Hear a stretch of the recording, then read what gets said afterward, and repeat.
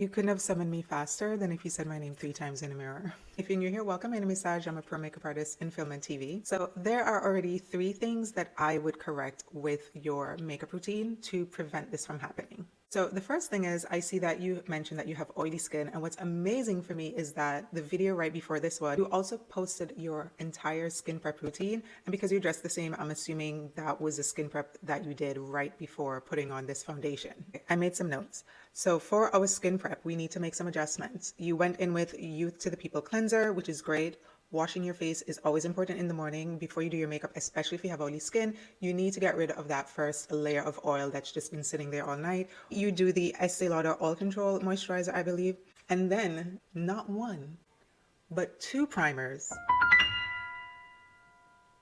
Still, here's what you're gonna do. You need a hydrating toner, essence, to do after your cleanser. I always reach for this. This is from Chantecaille because it's next to me. I'm not telling you to go buy Chantecaille. Need something that's hydrating, not astringent, not exfoliating, just hydrating, something that's watery like this. I'm going to do a few layers of this while your skin is still damp. Then you can apply your Estee Lauder Oil Control Moisturizer. Skin is dry and dehydrated. I know you're oily, but you're oily and super oily as you're describing it because you're dehydrated. The reason why an oily skin type produces excess oil is because the surface level of your skin is dry. There is no hydration in a cream. A moisturizer is considered an oil. So you need to have some sort of water hydration onto your skin, and then your moisturizer, aka the oil, will lock that in and prevent your skin from dehydrating throughout the day. The second thing, now let's get to the primers. You don't need them, much less 2. A recipe: pore smoothing blur drops.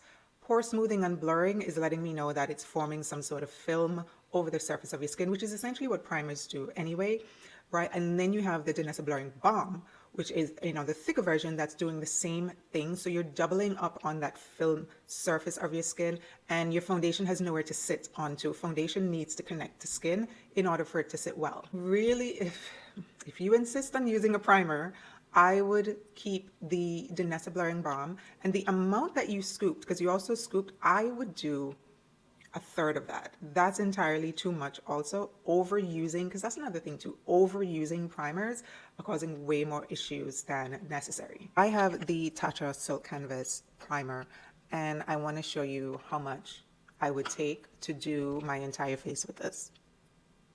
This much. Use a primer like you would use tretinoin. The third thing is the sponge that you're using.